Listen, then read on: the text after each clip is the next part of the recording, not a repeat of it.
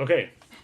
All right, I did this once and it was 14 minutes long. So I'm going to try to do it shorter this time and make it fast. So today we're talking about language, right? And specifically voice, which is made up of two things, diction and syntax. We'll start with diction. First, watch this video. Obi-Wan never told you what happened to your father. He told me enough. He told me you killed him. No, I am your father. No. No. It's not true. That's impossible. Search the Okay, feelings you stop know. there. Okay, so what's going on here is some very smart diction on the part of George Lucas, who wrote this essay, or the screenplay, sorry. Because compare his options, right? He has Darth Vader say, "No, I am your father," and whereas he could have said, "Nope, I'm your dad," right? And it's a sort of an extreme, ridiculous example, but it points out a key thing that to keep in mind about diction. Father and dad mean the same thing, literally the exact same word or exact same meaning said in two different ways. This is the good thing about English, right? That we have all these words that all have these little shifts in meaning. Here, father denotes a certain importance that is vital for the scene, right? This is the whole big reveal of the entire Star Wars trilogy. And then you can see what happens to the brilliant acting of Mark Hamill, how it's just impossible and crazy to think that I am your father. When it comes to you and your writing, this is what you have to keep in mind. Think about your thesaurus. Think of all the other words you have to use. A lot of people don't like thesauri. I love them. This is mine, the Oxford American Writers Thesaurus. Just buy it used on Amazon. It's really good. The idea behind using the thesaurus is not to sort of go out and use the book to give you better words than you'd think up on your own, or smarter words, or longer words, or whatever. The thing is to look at it and see the different gradations of meaning among the word families and pick the precise right one that works for you. So another thing to keep in mind about diction is that this ends up, you have some words that will often be lifted up to high diction and some that stay in sort of lower diction or more common diction. Here's a way to think about it.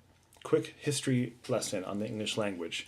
Before 1066, we've got Germanic Norse tongues coming together to make Anglo-Saxon or Old English. And it's all the stuff that sort of the basic things in life and in the world and everything are Anglo-Saxon. Sun, house, bread, food, cow, boat, sweat, drunk. And you can hear they're monosyllabic, they're guttural, and there's lots of k and b and g, they're sort of dirty in the earthy words or what have you. 1066, William the Conqueror, who I've got a picture of. No, not that one. This one. Yes. There he is, all regal. He comes in, and the Normans, the French, they invade, and they bring the sort of Latinate French language with them, and then they make Middle English. So now our language, which is developed from there, is sort of this mix of Anglo-Saxon and Latinate terms. There's some Greek in there, but that's the Greek Latin, all that stuff. So those words they bring with them, like society and culture and class and rule and all this stuff, and so like all the upper level stuff about the more abstract ideas those words tend to come from the Latin. So instead of house, you've got domicile. Instead of bread or food, you've got repast. They take words like cow and pig and make it into beef and pork, right? So you can see what happens with Latin words. They have this effect of giving you distance from your subject. You can say she was sweaty, right? And it's just like right in your face. But you can also say she perspired. And there's this nice sort of relaxed kind of, it's not that bad. She's just perspiring. It just like has this kind of pretentious air to it. Drunk. He was drunk. There's no doubt about it, right? But intoxicated, because of the quality of the word, it just seems, I don't know, it seems to me more abstract. Now, it doesn't mean that Latin words are bad. Some writers prefer Anglo-Saxon words at all costs because they're just more direct and more concrete. It depends on what effects you want. You may want a kind of voice that's sort of distanced or trying to affect a distance from its subject, then go for Latin words. You can mix them together in great effects. So keep in mind, and remember, diction has these registers, right? And you can move among high and low diction given the needs of your piece. Next is syntax. right? If diction is word choice, syntax is word order. The other great thing about this language, we have options. It's not always subject, verb, object. We can move words around here and there. So here's an example. Thomas Paine, famous line from Common Sense, "These are the times that try men's souls." My question to you is, why is this the way he writes it? Why this order of words versus "these times are trying to men's souls," or like "men's souls are tried by these times"? I think there's two sort of reasons why there's something really pleasing in that why this feels right, not just from history. One is rhythm, right?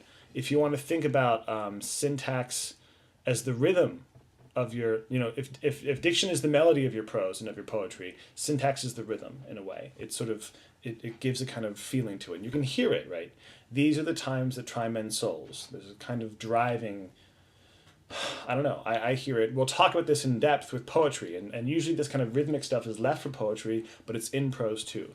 These aren't as rhythmic. They just don't sound as good. The other thing is something called the periodic sentence, which is an idea about a kind of sentence that saves the most important element of the sentence until the end, right? So Thomas Paine is talking about men's souls, and there's nothing bigger than the souls of mankind. It's the big, big thing. It behooves him, as a good stylist and to get a good voice, to put that to the end, right? And like drive up to that idea.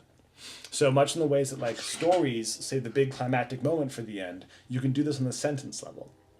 And you can organize your sentences such that they lead to this big idea. And then it gives your syntax a more driving and dramatic feel. So again, think about this, if music metaphors help you.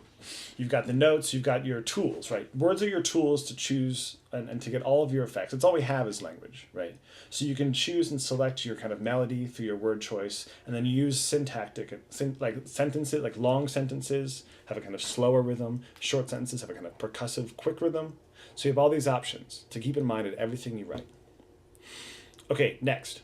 We can look and see now if diction and syntax combine to make a voice, how does it actually work? And here's the opening line of the story we're going to read this week by Donald Barthelme called "The School." Well, we had all these children out planting trees, see, because we figured that was part of their education, to see how, the root systems and also the sense of responsibility, taking care of things, being individually responsible. You know what I mean. Opening two sentences, I guess.